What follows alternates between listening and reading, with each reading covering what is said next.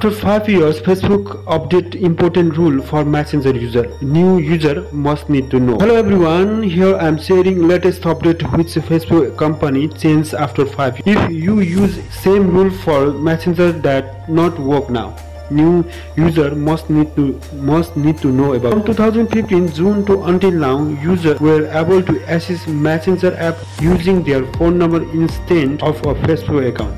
But now remove the ability to use Messenger without an account. The new update, user will require to have a Facebook account to chat with friends using Messenger.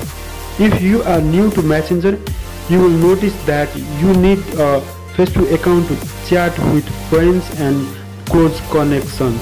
If you already use Messenger without a Facebook account, no need to do anything, Facebook spokesperson said in media.